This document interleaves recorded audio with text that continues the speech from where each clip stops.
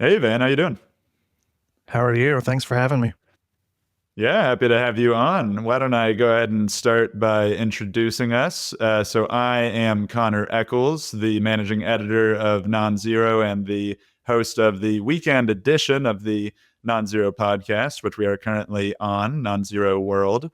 You are Van Jackson, a senior lecturer at Victoria University of Wellington in New Zealand and a senior non-resident fellow at the Center for International Policy. You have a ton of affiliations, but another one that I might highlight is that you are the author of the always excellent Substack newsletter Undiplomatic, as we can see behind you.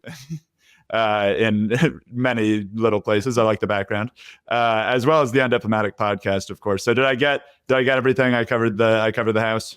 That's great. The newsletter was the most important, I guess. So Exactly. That's the cross promotional opportunities are one of the things that we really pride ourselves about here at NonZero. So I'm glad we could be of service. But anyway, so I've had you on today, obviously, to discuss your new book that you co-authored alongside Michael Brennis, which is titled "The Rivalry Peril: How Great Power Competition Threatens Peace and Weakens Democracy." That's going to be the main topic of the conversation, though I think I might try to ask you a little bit about sort of your path in your career as well, because I'm curious to hear sort of about your shifts that you experienced from being sort of almost a member of the foreign policy blob in a sense, right, to a pretty sharp critic. You worked as a policy advisor at the Pentagon under President Obama and have had a pretty substantial history now of being very, very critical of obviously U.S. foreign policy. So I think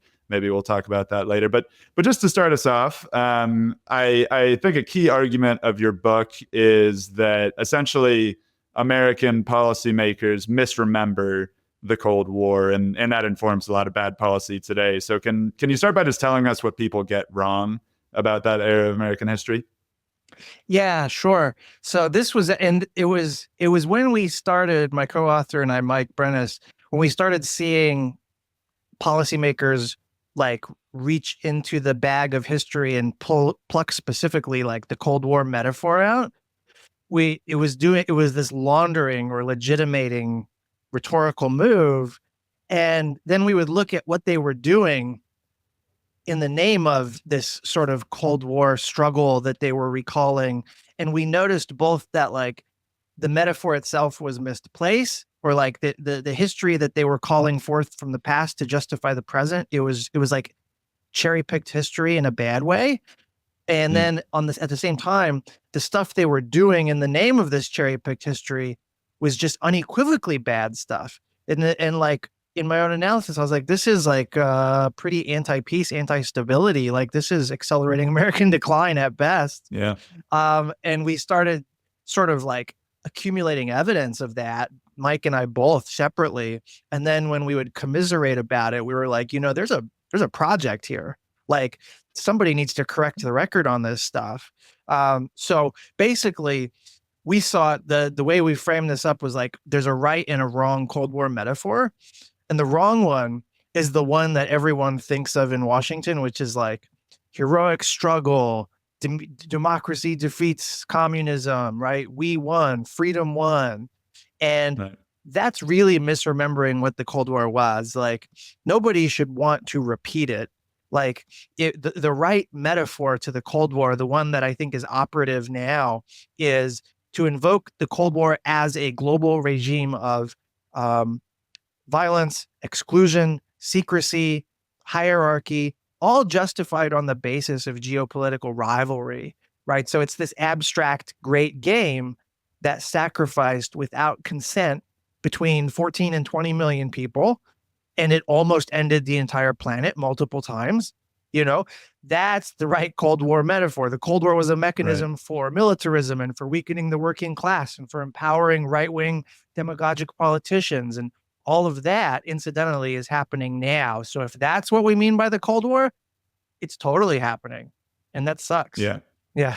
Yeah. Do you wanna spell out more kind of how, obviously we'll get into all this more in detail, but sort of how some of those misconceptions, because people actually, people in Washington will often grab specific aspects of the Cold War, the original Cold War, and kind of apply it, obviously, to the new. I guess we could call it a Cold War at this point with China, right? Yeah. And I'm kind of curious to get a few sort of examples of how those misconceptions really play out in policy today.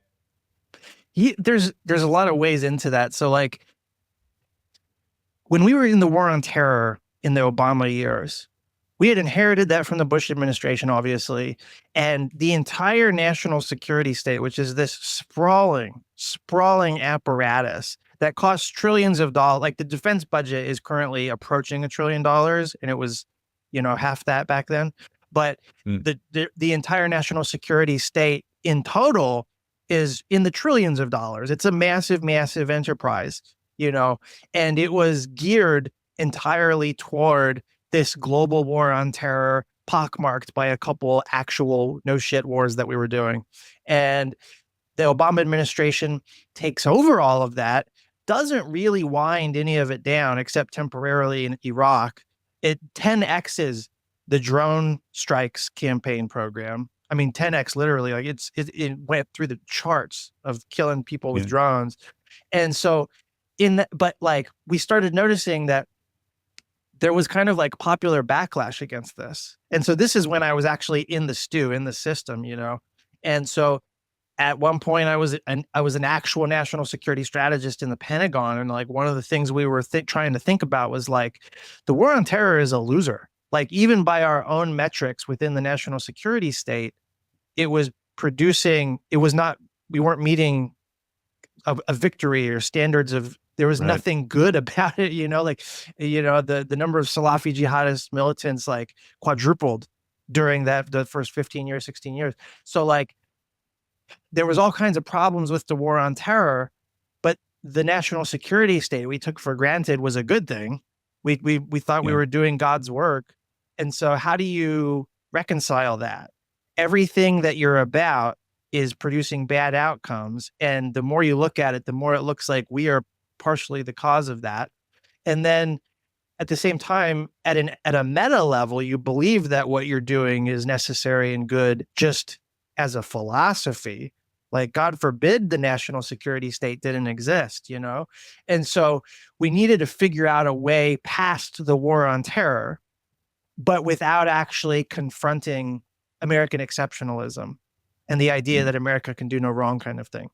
And China was a godsend to the national security state in that respect, because it allowed us to move past the war on terror without any kind of sober, serious reflection. It allowed us to retool, redirect all the energy that we directed at the war on terror and to just direct it against a new type of enemy. But not only a new type of enemy, but a new type of enemy that allowed us to reach back into what we were most comfortable with. So the national security state itself is established in 1947, right, under Truman. And so like it was designed for a Cold War against a singular superpower. Like that's what it's set. That's what it optimized for to begin with. So like we're super, as strategists, as military thinker types, we're super comfortable playing the great game, spy versus spy, balance of power, espionage, missiles, all that stuff. That's a world of comfort. The war on terror was actually quite uncomfortable because it was an asymmetric kind of war that was inherently unwinnable. But because we believed that we came out favorably in the Cold War, because we all sort of took for granted the Frank Fukuyama kind of end of history narrative, we saw the Cold War as having been a good thing, something that like, gee, if we could do that again, which we were designed to do in the first place, wouldn't that be great? And then we cherry picked a couple things that were good from during the Cold War period. They weren't good because of the Cold War, but like the National Security Education Act, it like funded public universities in a way, in the 1950s. Right. The Civil Rights Act, the Cold War denied and delayed civil rights for Black Americans and for women even.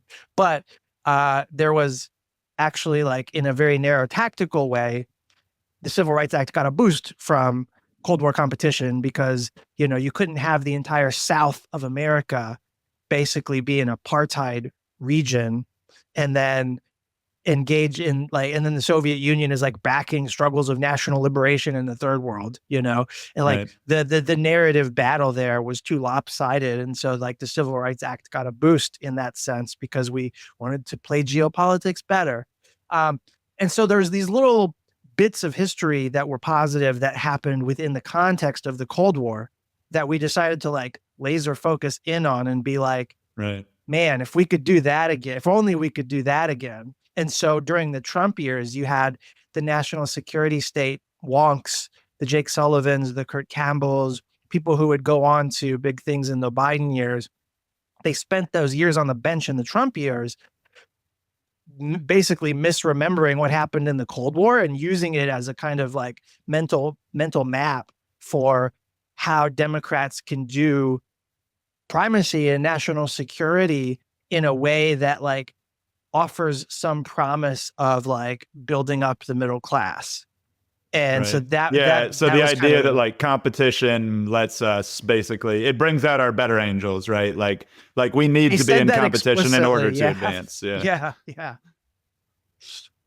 That's totally misremembering the Cold War too, because like it was the Vietnam War that defunded the war on poverty, and in Mm. fact, like we wouldn't have gone down the path of neoliberalism when we did starting in the 70s had it not been for the like dynamics around the Vietnam War. And so like this idea that, and the right-wing politicians in America at that time during the Cold War, anti-communism was the reason to fund the national security state at crazy levels, and funding the national security state at crazy levels was the reason that the same Republicans used to not fund the welfare state, Right. And so like even in the Cold War, but especially currently right now, you don't see the outside threat bringing Americans together. You see it as this wedge issue that actually divides people, divides Yeah. politicians, divides the parties,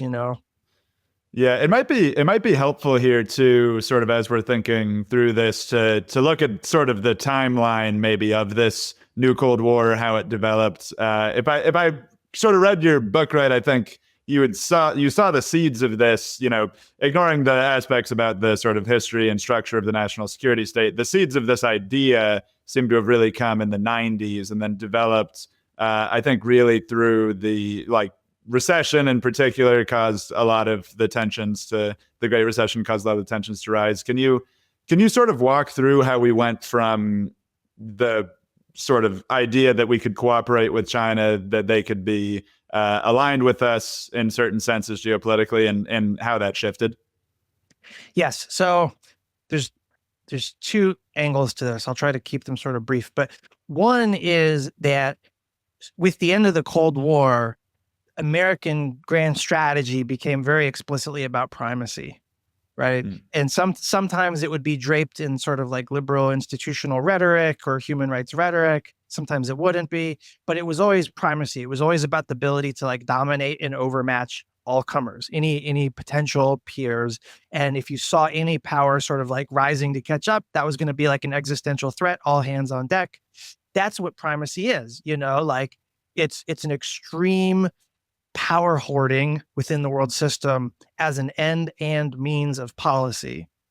Very lopsided, predatory way of relating to the world. So that became American grand strategy, and it never stopped being American grand strategy ever since the end of the Cold War, all the way through the Biden years, right? So what happened in the sort of Bush-Obama years, though, was that there were all kinds of like our soft power started declining with the Asian financial crisis in 97, 98. The Iraq war, the Iraq invasion made us wildly unpopular, right? Countries started like soft balancing against us. So you started seeing signs of that. The global financial crisis in '08, it lends itself to this narrative that, America is in kind of secular decline, in the long arc of history. We know that no empire or hegemon lasts forever. So maybe now is just our time, and China was actively promoting that narrative anyway, at that point. And then we go into the Great Recession. We never really recover. It is disproportionately America's fault, So anyways, all of that was happening, and it was challenging naturally American primacy. So like we had a grand strategy of primacy that was only conceivable in a unipolar world, in a world where the global distribution of power already favored us. We could do a strategy of primacy. Is that advisable? Right. I would say no, right? Like that's not a good thing in my mind, but you could still do it. It's rational, And what was happening, depending on when you date it, it's either 97 or 2003 or 2008. But at some point, the world started becoming more multipolar. And there was a diffusion of power rather than an extreme concentration of power. This meant that the global distribution of power was deeply materially incompatible with America's grand strategy. And so the way that we responded to that in the national security state was to live a lie to some extent and say, no, the world's not becoming more multipolar. Like we're still in the unipolar moment. And you see people like William Woolforth I think he's at Dartmouth. He's still, to this day in 2024, he's still making those arguments. It's like, no, it's still a unipolar world. It's like, dude, what are you smoking? Like even Marco Rubio knows it's a multipolar world, So like, I mean, definitely, at least in economic terms, it's pretty impossible to argue any different. Like, I get how you could say that the U.S. is definitely the most powerful military force in the world, but I mean, economically, it seems hard to argue. Yes. And there's actually a funny point to mention on this military thing, because it's true that America is the global dominant military power. As it happens, in the context of specific scenarios where we would imagine fighting a war, one of which is obviously the Taiwan Strait, starting in the Bush years, military strategist types started recognizing that military technology itself was changing in a way that was unfavorable to primacy.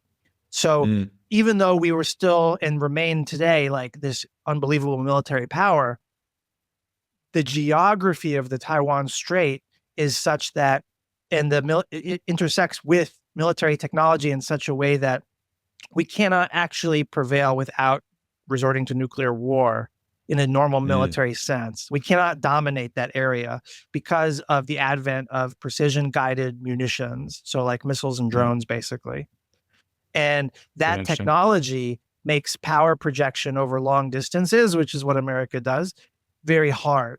So you try to project aircraft carriers or something over 6,000 miles, well, all it takes is a few accurate missiles to get past your defenses, and it's like, boom, you can't project that power anymore, So in a raw military sense, also separate from any choices we were making, the world was going from unipolar to multipolar, and so that galvanized what in the Pentagon we started calling strategic competition or great power competition, and that language comes into being around we started saying it publicly in 2014, which was the last year I worked in the Pentagon. And that was the beginning of great power rivalry in earnest from the Pentagon perspective. There is a separate way of explaining Sino-US rivalry itself, which we can talk about, which is like very much more economic. But in terms of like the national security calculation, that's sort of how we got to this point. Yeah, that's interesting. I mean, on the economic side, are you pointing to the, you discuss in the book at some length this idea that obviously China has this very export-driven economy, that it is sort of in some ways in response to the ways in which the U.S. pulled back. It's sort of what we asked them to do, right? But then it goes into overdrive after 2008, right? So, I don't know. I mean, do you want to talk a little bit about that? Yeah, I mean, the short version of this, I'll try to be even shorter. The neoliberal economic order, everybody knows, has created massive inequality in the world.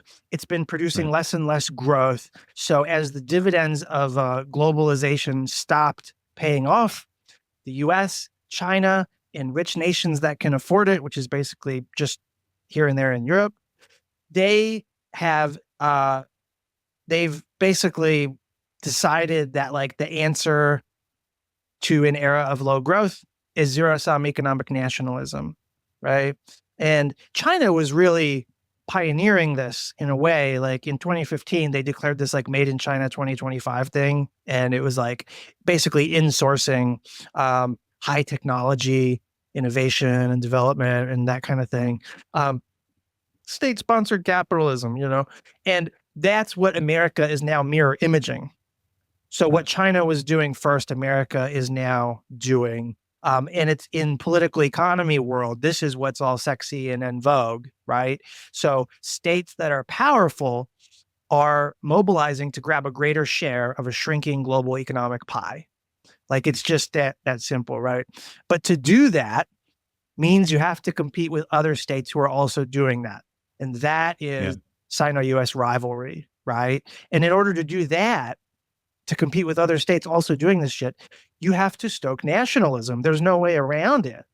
But stoking nationalism is, of course, antagonistic, right? Both China and the US are doing it. The wrong kinds of politicians benefit from that. This is a process that doesn't end well for anybody. And it's being driven by the economic realities that were created by the neoliberal economic order that we created, Yeah.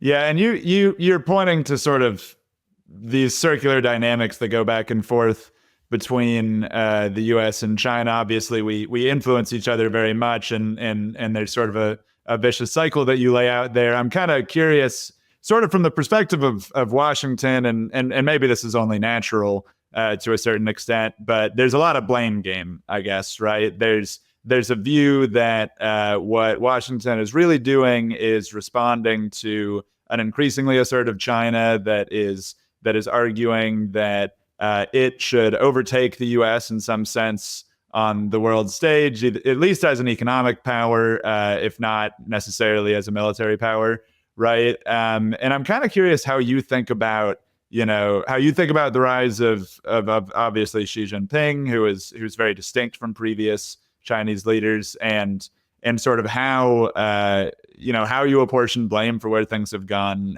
wrong.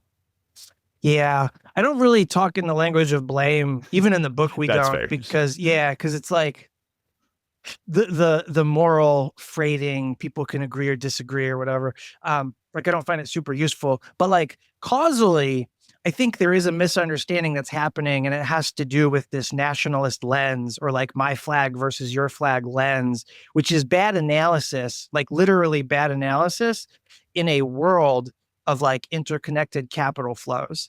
Like we live in a capitalist world system. There's no such thing as like national capitalism versus world capital. Like that's a fake distinction.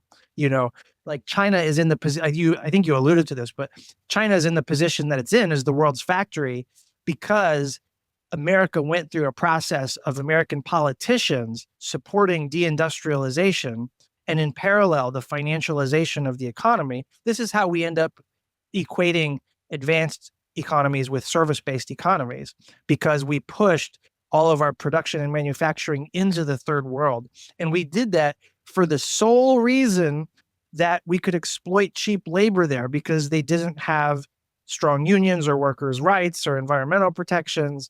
And so it was a cost-cutting mechanism, and it had the double benefit of disciplining labor in America.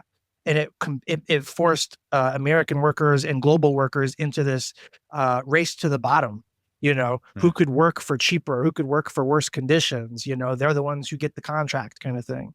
And so that's like that was what neoliberalism was, and why so many people are so critical of it on the left and the right, but that's how China became the world's factory, because it was the chief beneficiary of that process of deindustrialization. So what's happening now with American politicians who, I don't know if they're willfully ignorant or if they're just lying or what, but like this was a process that American politicians made happen.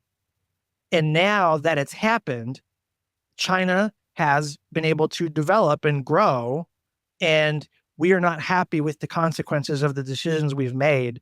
And instead of understanding that and understanding that like we exist in relation to them, and that we have made choices that led to China being something we don't like. Instead, we have been scandalized by the whole thing, and we've just blamed China. And that's causally, that's not accurate. That's bad history, you know? And the problem with that in a practical sense, it's not just like gee whiz historical stuff. Like it means that we're like misdiagnosing the current moment, you know? Like China, there's a lot of stuff they do that we don't like, you know, gray zone, maritime militia stuff, the, you know, human rights violations against Uyghurs. There's, I guess you could go on and on, espionage stuff. All of that is those are symptoms of geopolitical rivalry, right? Mm. Like those things are inherent to, they are expressions of having an antagonistic relationship with another great power in the international system.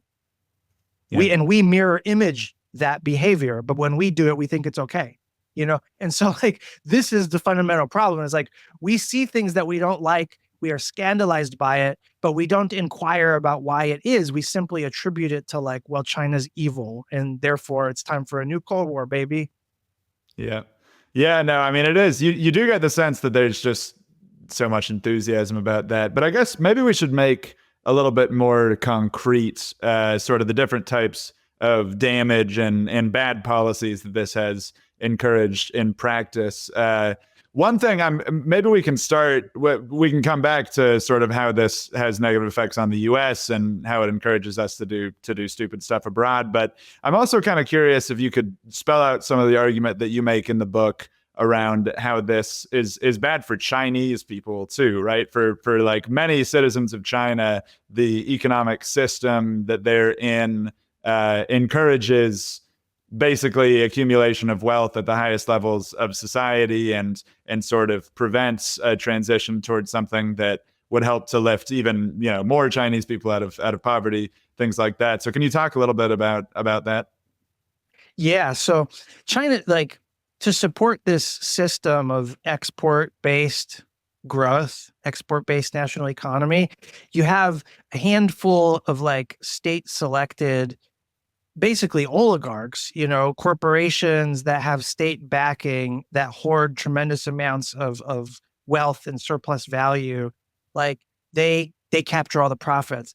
It's an oligarchic system effectively.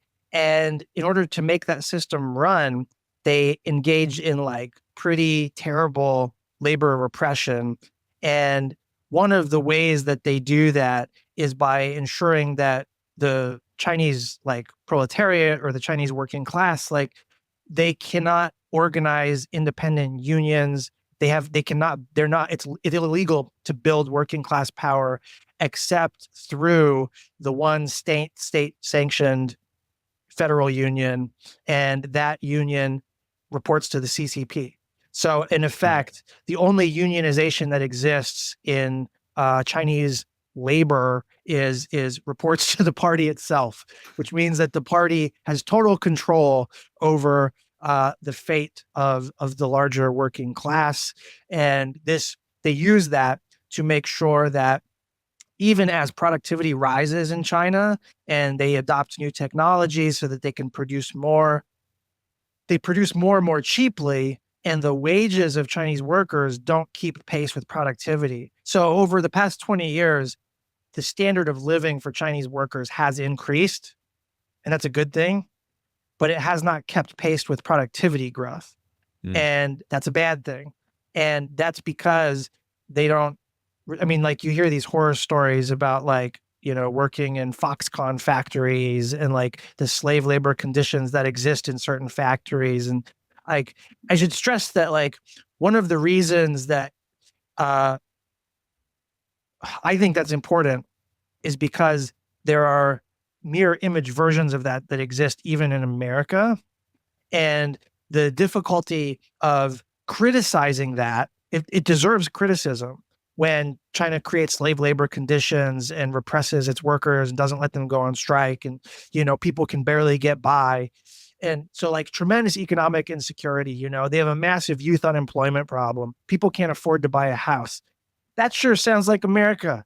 You know what I mean? And so like, if you're Gen Z in China, you've got a hell of a lot in common with Gen Z in America, you know, because the prospects are bleak. and your political class is basically selling you patriotism and ethno-nationalism, you know? Yeah. And so like, it's those parallels that are the real peril to me, you know? And like our inability to see that we're mirror imaging them, that's a similar kind of situation. You know, our ruling class is doing this to us, just like China's ruling class is doing that to them. The failure to see that makes us feel scandalized when we see China engaging in these repressive behaviors, you know? Yeah. So it's like this need to look in the mirror for the sake of better analysis, because then you can have a better diagnosis of the situation, and then you can have better prescriptions for how to actually resolve it instead of make it worse. One of the, maybe you might have been about to ask this, but like one of the problems is that with the larger situation right now is that America is responding to China in ways that make the problems with China that we see and don't like worse, you know? Right. And that's because we have a bad diagnosis of the situation. Yeah, and it's interesting too. This is kind of a side note, but one just really striking stat that you mention in the book is that, you know, America has responded in part to this competition with the resurgence of industrial policy for the first time, the resurgence of a strong kind of hand for the U.S. government in economic policy and in sort of trying to guide industries in how they make investments and stuff like that. But what's really interesting is that this massive investment, you know, $204 billion, I think, is what the book says, between CHIPS and the IRA, the Inflation Reduction Act, are only going to get on the high end about 82,000 new jobs in the U.S. because these are super inefficient. These are very important industries in the minds of American policymakers for competition, but they don't create a lot of jobs. And so the result is that we spend all this money, and I did the math on that one, and it's like $2.5 million per job, which is just astonishingly inefficient, right? It's like hard to wrap your head around, because you know, like a green job, the general estimate that I've seen around that to create a new green job is like 100 to 150,000 in clean energy. So we're talking about more than 10x to create each job here. Yeah, I mean, so there's this funny historical puzzle that people overlook, but it's like, how did America's, I mean, now all of our environmental, everything is dead under Trump, of course, but how did the environmental effort, the like combating the climate crisis in America, how did it take the form of this really unambitious project to basically surge the production of electric vehicles and like basically nothing else, you know? Like if that's the entirety of our contribution to resolving the climate crisis that we helped cause, like that's woefully inadequate. How did we decide that that's our inadequate solution? How did we come to celebrate that inadequate solution, you know? Right. And the answer actually is... This was a free preview of NonZero World. To unlock the rest of this conversation and other exclusive content, become an NZN member today at nonzero.org.